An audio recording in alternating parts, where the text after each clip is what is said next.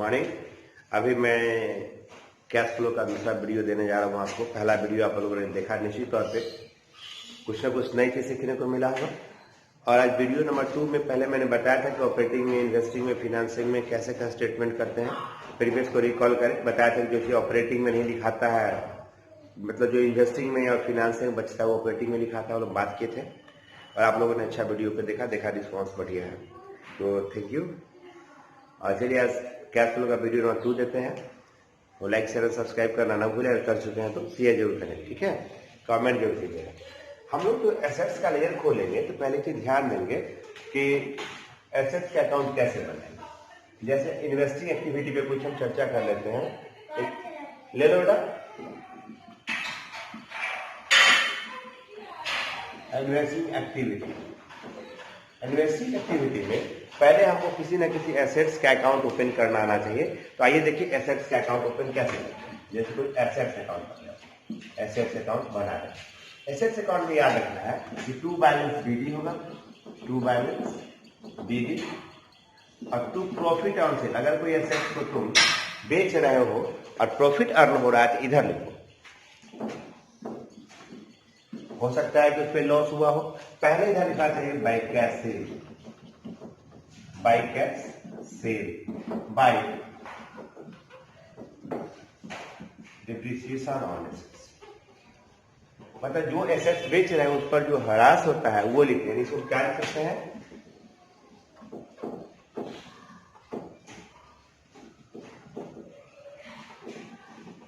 बेची गई संपत्ति का हरास लिखेंगे, नहीं, by loss on sale of assets, loss on sale of assets. जो संपत्ति बेचे उस पर अगर हानि हुआ तो क्या करेंगे? बाय साइड में लिखो, by balance sheet, by balance sheet. यहाँ पे घटा किधर आ जाएगा तो कैश परचेज। एक बार फिर समझिए, एसेट्स का डेबिट बैलेंस होता है और लायबिलिटीज का क्रेडिट बैलेंस होता है। यानी जो भी एसेट्स दिया रहता है वो यहाँ पे प्रीवियस ईयर का अमाउंट बीडी लिखेंगे और करंट ईयर का बैलेंस शीट लिखेंगे। एडजस्टमेंट पे दिया रहेगा जैसे कि क्वेश्चन बताते हैं। मान लो कि ये बैलेंस शीट का फॉर्मेट है और बैलेंस शीट में यहाँ पर लिखता है मशीनरी 2008 और 2009। यहाँ पे लिखता है तुमको 1000, यहाँ पे लिखता है 1500। तो ये अगर हम 9 में बना रहे हैं तो ये बीडी मेरा हो गया 1000 और सीडी हो गया मेरा 1500। क्लियर? अब एडजस्टमेंट लिखेगा तुमको नीचे में कि वर्ष के दौरान, यानी ड्यूरिंग द ईयर 200 का मशीनरी था, या फिर एसेट्स है तो लिखते हैं 200 का एसेट्स था। एक का कहते हैं 400 कर देते हैं। 400 का एसेट था जिस पर डेप्रिसिएशन था हमारा 100 रुपीज और 200 में सेल कर दिया, ठीक ना। तो सेल किया तो यहाँ पर लिखो sale amount by cash sale 200 और डेप्रिसिएशन कितना था 100, लिखो यहाँ पे 100। अब सोचिए कि 400 का मशीन था, उसमें 200 डेप्रिसिएशन हो गया तो कितना हो जाएगा? 400 में से माइनस करो पहले डेप्रिसिएशन 200, सब कैट करके आ जाएगा 200 और इसको सोल्ड कर दियो। कितना डेप्रिसिएशन? 200 नहीं, 100 डेप्रिसिएशन है, घटा के आएगा 300। 200 में सेल कर दिया तो 100 का लॉस हो गया ना, तो यहाँ पे 100 दिया है, ठीक है। तो 2 और 2 4 अपन 4 1900 रुपया, यहाँ 1900 लाएंगे, 1900 घटेगा तो 900 कैश परचेज लिखना, ठीक है। अगर वही में प्रॉफिट क्रिएट कर दिए होते इधर देते। तो उम्मीद है कि एसेट्स का अकाउंट अब खोलने आ गया होगा। एक बात और समझिए कि लेजर में अगर बैलेंस शीट के अंदर अगर डेप्रिसिएशन दिया एसेट्स पे तो जोड़ के अकाउंट बनाना चाहिए और बाहर दिया हो तो बिना जोड़े बनाना चाहिए। और हर कंडीशन में एसेट्स का अकाउंट जरूर खोलेंगे, बनाएंगे, ठीक है ना। चलिए एक क्वेश्चन छोटा सा बनाते हैं, देखिएगा। पहले से लाइन ड्रॉ कर देते हैं वो लोग।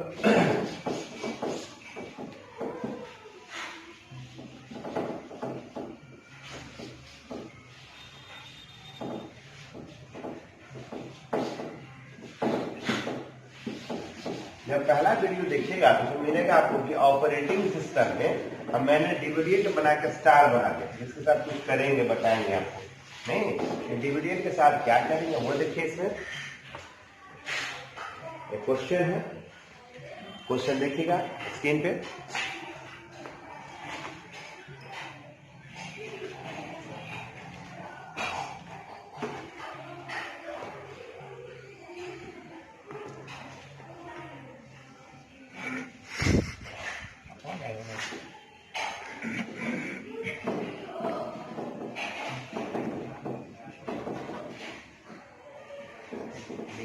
उम्मीद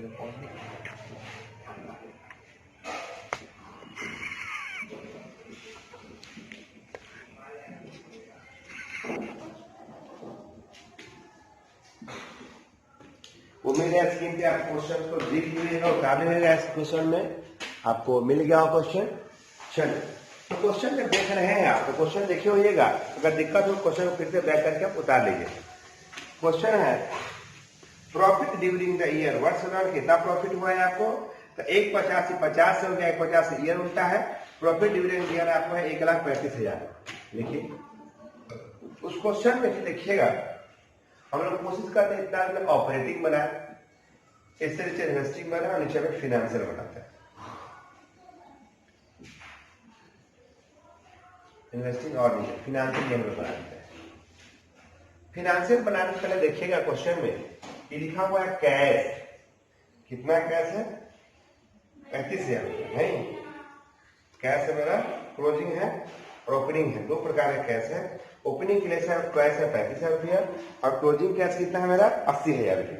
इसका मतलब कभी भी देखना चला तो क्लोजिंग कैश जैसे यहाँ पर मिला ना, क्लोजिंग कैश है ना, और यहाँ पे होगा मेरा ओपनिंग कैश, ओपनिंग कैश, इस दोनों का जो अंतर होगा ना वही तुम्हारा आंसर। तो क्लोजिंग कैश तुम्हारा कितना 80 है, क्लोजिंग कैश है, क्लोजिंग कैश है मेरा 80 है, ओपनिंग कैश कितना है तुम्हारा 35,000 नहीं 35,000। ये 35,000 है, इसका मतलब ऊपर में जो मेरा आंसर आने वाला है A + B + C यानी एक्टिविटी से वो 45,000 है। ये दिमाग में हम लोग को रख लेना चाहिए, इसका आंसर यही होगा। ठीक है, तो आप क्वेश्चन देखते हैं। क्वेश्चन देखिए प्रॉफिट ड्यूरिंग द ईयर, कितना प्रॉफिट 50,000 से 1,50,000 हो गया है। Profit during the year 135, profit during the year कितना है आपको 1,35,000 रुपये। ये कहां से आया, तो ये आया है सब्ट्रैक्ट करके 1,85,000 माइनस 50,000। उसके बाद हम लोग क्या करते हैं, देखते हैं कौन सा चीज इन्वेस्टमेंट का आइटम है, कौन सा ऑपरेटिंग का आइटम, वो ध्यान छोड़ते हैं, लिखते हैं। क्वेश्चन में देखिएगा तो लिखा हुआ इनकम टैक्स पे during year 35,000, dividend pay during the year 10%। Dividend मतलब लाभांश होता है, हमेशा लाभांश देने का काम जो होता है वो ओपनिंग कैपिटल होता है, याद रखना, शुरू वाले पे, बाद वाले पे नहीं लिखते। तो कुछ नहीं है ना, फिक्स सर 270 से 280 हो गया, 310 से परचेज हो जाएगा।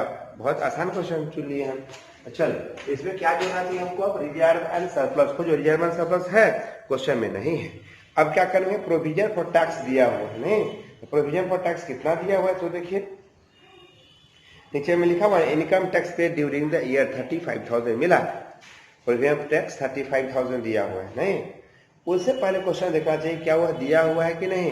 और ऐसा क्वेश्चन नहीं दिया हो, केवल एक ही एडजस्टमेंट में टैक्स दिया हो, इसके साथ क्या करना चाहिए, तो ऊपर में लिखो provision for tax, provision for tax कितना है 35,000। ये देखो अब एक दिन ऊपर में जोड़ना, नीचे में घटा देना।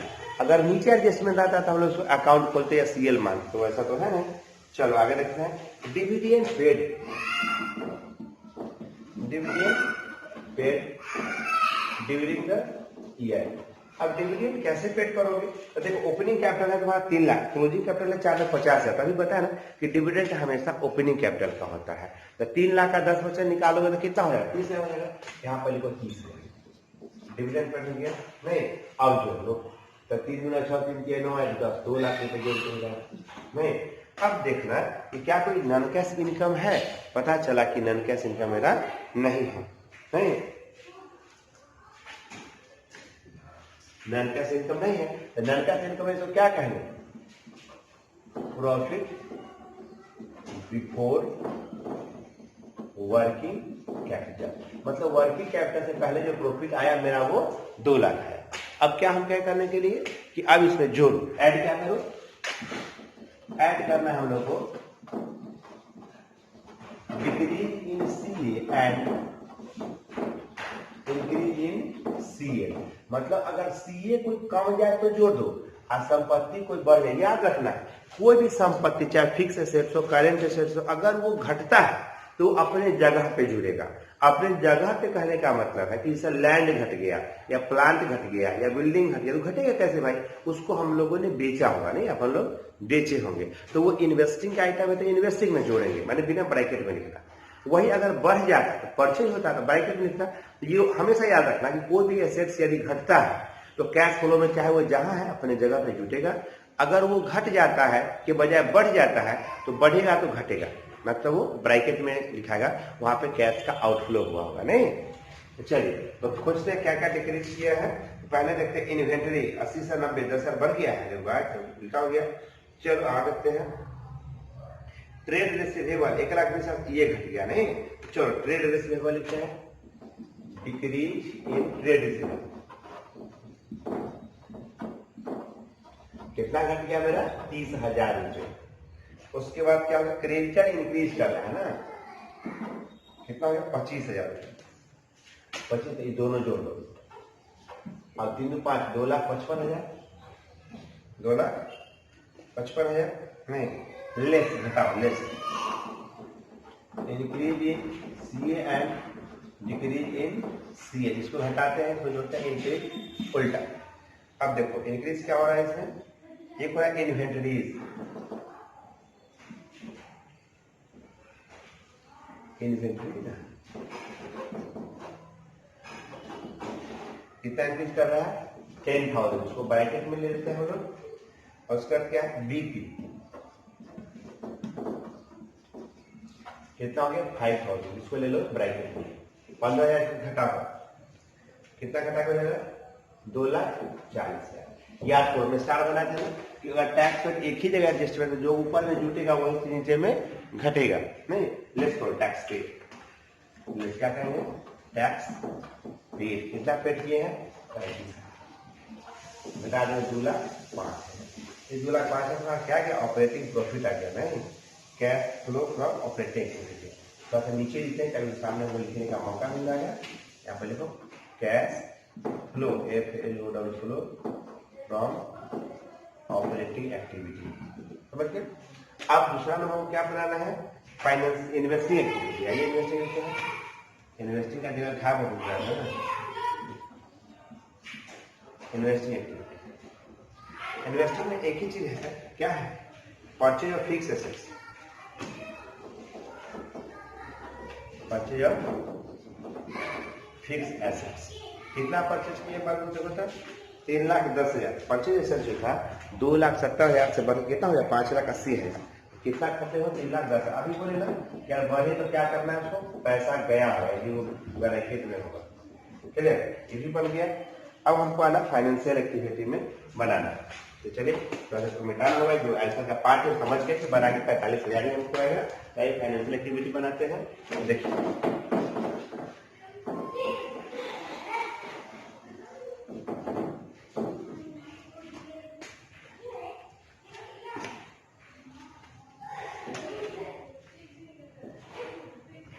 सी नंबर, ये तो था बी नंबर, ये था मेरा सी नंबर।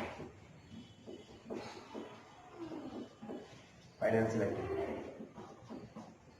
कैसे बनाएगा? फाइनेंशियल एक्टिविटी बनाने में सबसे पहले देखना चाहिए शेयर कैपिटल, चाहे वो इक्विटी हो प्रेफरेंस हो। उसके बाद देखो लॉन्ग टर्म बोरोइंग का आइटम, उसको एडजस्टमेंट में डिविडेंड पेड वगैरह बताया था ना, तो जो चीज यहाँ जुटेगा बाबू यहाँ घटेगा, याद रखना। इंटरेस्ट ऑन बोरोइंग ऊपर जुटेगा नीचे घटेगा, डिविडेंड पेड ऊपर जुटेगा नीचे घटेगा, ये हम लोग को मेमोराइज रखना होगा। और एडजस्टमेंट का एंट्री हर एक एंट्री 2 जगह जरूर लिखना, चाहे वो कहीं भी हो। जैसे टैक्स पर यहाँ घटा तो ऊपर जोड़े 2 बार लिखना, कभी भी एडजस्टमेंट एक जगह नहीं हो सकता, ठीक है? तो अब क्या करेंगे हम लोग यहाँ पे? इशू ऑफ शेयर कैपिटल कितना हो गया है? 1.5 lakh. Issue of share capital कितना बढ़ गया? 1.5 लाख रुपए बढ़ गए, नहीं? क्वेश्चन देखिएगा आप लोग। फिर देखिए बैंक ओवरड्राफ्ट, नहीं? तो बैंक ओवरड्राफ्ट क्या हो गया? तो देखो तो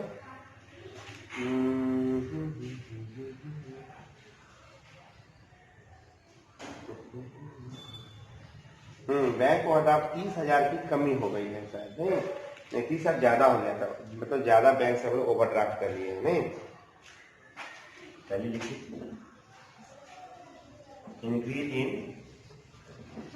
बैंक ओवरड्राफ्ट ड्राफ्ट कितना इंक्रीज कर दिया है 30,000। उसके बाद डिविडेंड पेड बोले तो यहाँ लिखा है डिविडेंड पेड कितना पेड किया हम लोग 30,000। तीनों जोड़ के कितना हो जाएगा हमारा 2,10,000। ये मेरा हमारा फाइनेंशियल एक्टिविटी में कैसा है। और डिविडेंड पेड के पैसा गया यानी 150 से 50 सॉरी कितना हो जाएगा मेरा 150। अभी 150 में क्या निकालो a प्लस बी प्लस सी करो याद होगा बोले थे ना। नेट कैश एक्टिविटी लिखो नेट कैश एक्टिविटी क्या करो a प्लस बी और प्लस सी तीनों को हम लोग जो घटा करेंगे a प्लस बी प्लस सी क्या होगा। और तो देखते हैं कि दिखाई दे रहा है क्योंकि हम यहाँ पे सिंगल है। हाँ यहाँ तक तो दिखाई दिया है। आगे देखते हैं हम लोग। चलो देखते रहो a प्लस बी प्लस सी कैसे करते हैं।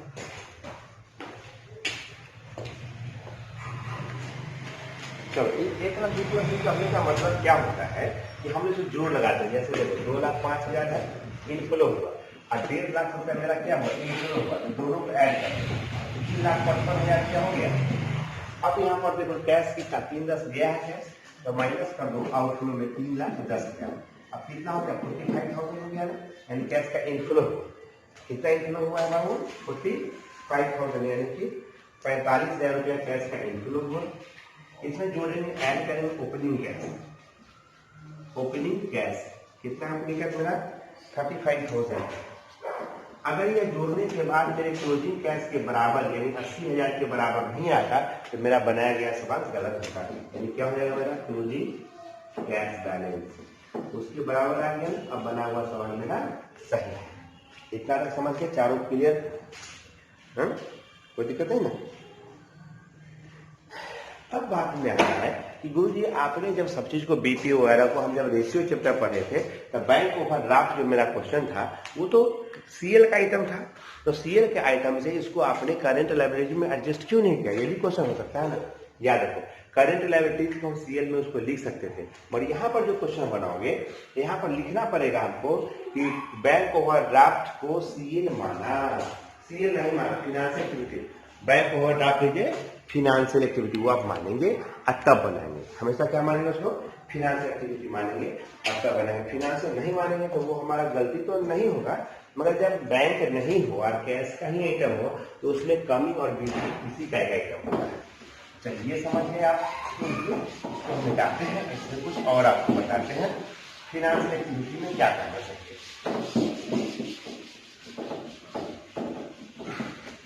जल्दी लिखिए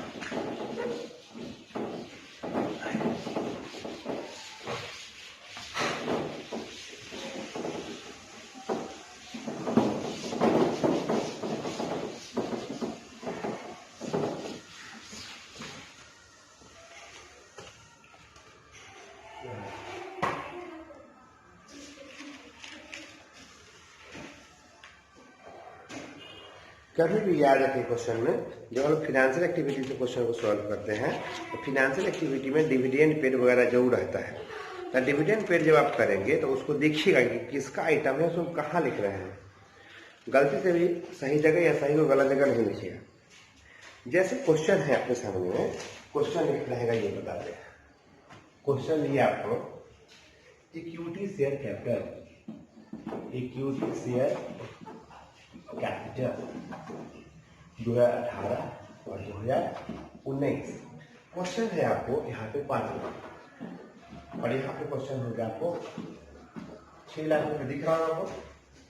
12% preference share capital preference share capital ये कितना है आपके सामने में ये 2 लाख यहाँ पे नहीं और यहाँ पे कहता है 10% डिवेंचर ये कितना आपको 50 है। अब ये क्वेश्चन 1 ब्लॉक एडजस्टमेंट नंबर 1 कह रहा है equity share issued at 10% premium. Equity share issue at 10% premium. Number 2 में कह रहा है redeemed 12% preference share at the premium 10%. Redeemed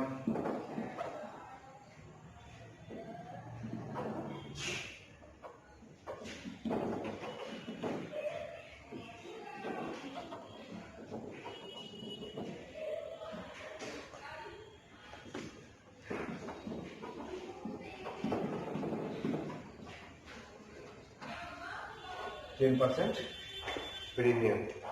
number 3 में कह रहा है issue 10% debenture and 1% discount. Issue 10% debenture और 1% डिस्काउंट। और नंबर 4 में कहता है अंटिल डिविडेंड पेड।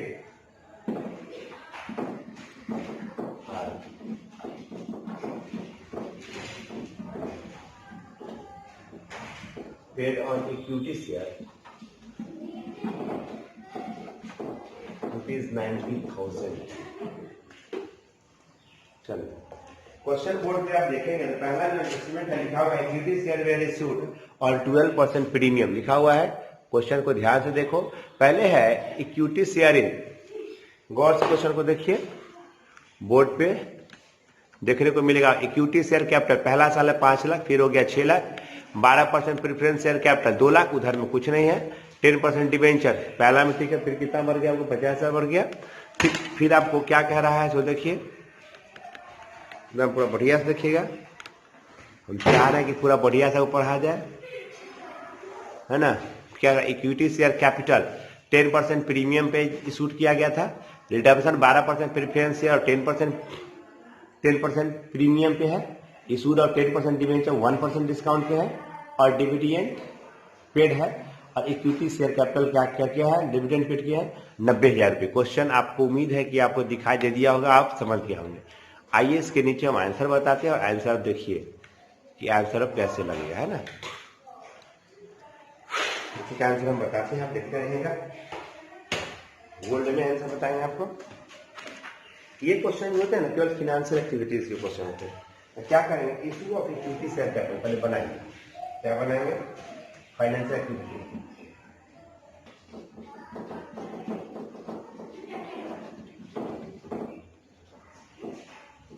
पहला क्या करें, पहला issue of share capital. Issue of share capital, तो शेयर कैपिटल का इशू देखोगे तो उसका अंतर देखो, 5 लाख में 6 लाख लिखा हुआ है। इशू ऑफ शेयर कैपिटल कितना है, ऊपर देखो शेयर कैपिटल पहले था कितना हमारा, सबसे ऊपर देखो 5 लाख से कितना हो गया, 6 लाख हो गया, है ना। तो 5 लाख से यदि 6 लाख शेयर कैपिटल हो गया है, इसका मतलब क्या है कि 1 लाख बढ़ गया है और उसका 10% प्रीमियम 10,000 रुपया हो जाएगा। शेयर कैपिटल कितना बढ़ा, प्रीमियम जो है ये 10% नहीं तो 20% कर देते हैं। चलो 20% कर देते हैं ताकि ज्यादा अच्छा लगे। तो 1 लाख यदि बढ़ा है उसी का प्रीमियम आएगा 20%, 20,000 रुपया। तो इसको जोड़ के लिखो 1,20,000 रुपया। इक्विटी से क्या हुआ, यहाँ पे इनफ्लो हुआ, पैसा हमारे पास आया है। फिर आप क्या करेंगे, दूसरा क्वेश्चन पढ़ो। रिडम्पशन और 12% प्रेफरेंस एट 10% प्रीमियम, तब कितना 2 लाख हो गया है। रिडम्पशन 2 लाख हुआ, यहाँ पर लिखेंगे रिडम्पशन ऑफ प्रेफरेंस शेयर जोड़ दो, तो 2 लाख का 20% निकालो। 2 लाख गुने 20/100 कितना आ जाएगा आपको, 24,000 रुपये, 40,000 रुपये। तो टोटल आपको हो जाएगा 2,40,000 रुपये। यहाँ पर कैसा क्या हो गया, आउटफ्लो हुआ। देखो रिडम्प करोगे तो पैसा तुमको देना पड़ेगा, तो देना पड़ेगा तो हमारे पॉकेट से पैसा क्या हो जाएगा, आउटफ्लो होगा नहीं। उसको क्या करेंगे, रिडम्पशन करेंगे। थर्ड नंबर कहता है कि 10% डिवेंचर एट अ डिस्काउंट। ओहो, डिवेंचर जो लिए थे हम लोग, जो लिए हैं नया, वो किस पर लिए, डिस्काउंट पे लिए, यानी पैसा हमारे आया है। तो कितना लिए, 50,000 लिए, तो क्या कितना लिए, 50,000। तब लिखो issue of debenture, issue of debenture. जानबूझ के हम लिख रहे हैं 50,000 में से उसका 5% घटाएंगे, 49,500 रुपया आएगा। नहीं, उसका डिविडेंड पेड क्यों, अंतिम डिविडेंड, अंतिम डिविडेंड पेड कितना पेड किया हम लोग, 90,000 रुपये। तो 90,000 जब अंतिम पैसा गया, क्या पैसा गया, अब तीनों को जो है ना करो, नेट कैश यूज कर दीजिए, net cash use in activity. याद रखना कैसे क्या हो गया, यूज हो गया। अब आपके मन 2-4 क्वेश्चन आना चाहिए कि सर जैसे इक्विटी शेयर पर डिविडेंड पेड करें या प्रेफरेंस पेड किया, पेड कैश गया ब्रैकेट में लिखे, नहीं क्या हो गया, 90,000 आपको ब्रैकेट में लास्ट में था ना वो, डिस्काउंट ऑफ डिवेंचर 50,000 डिवेंचर था ना, तो 50,000 का जैसे हम 1% निकालेंगे 500 घटा देंगे। घटा इसलिए देखिए यहाँ पर डिस्काउंट देगा तो हमको बेनिफिट हो जाएगा कम। रिडम्पशन ऑफ प्रेफरेंस शेयर घटा दिए तो 2 लाख बढ़ गया, उसका फिर 2 लाख का 20% 10% निकाल के 20% जो परसेंटेज है उसको हम लोगों ने जोड़ दिया। अच्छा एक ही ध्यान रखिए, प्रेफरेंस का जो रिडम्पशन है वो ऊपर गौर से देखिए, चलो हम लिखे हैं उसमें 1% नहीं रहेगा, तो 1% रहेगा तो हम लोग 1% ही करेंगे, कभी तो 2% नहीं करेंगे। तो देखिए तो 1% लिखा है, 2% लिखा है, उनका क्वेश्चन याद ही नहीं था, 1% है, सॉरी यहाँ पर जो है बेटा 1% है, 20 होगा, कैसे होगा 1%? 10% 20,000 था, है ना, तो 20,000 तो 2 लाख प्लस 20,000 यानी कितना है हमारा 2,20,000, यहाँ पर 2,20,000 हो जाएगा। अब ये सही है, ठीक है ना। चलिए आप लाइक चैनल सब्सक्राइब करें, फिर नया वीडियो का इंतजार करें। समय कम रहता है इसलिए हम आपको वीडियो नहीं दे पाते हैं। कैश फ्लो का लेक्चर नंबर 2 है, अभी आपको 3 लेक्चर का वीडियो हम इसमें कैश फ्लो का और देंगे, इससे भारी सवाल होंगे, ठीक है ना। आज के लिए इतना ही, थैंक यू।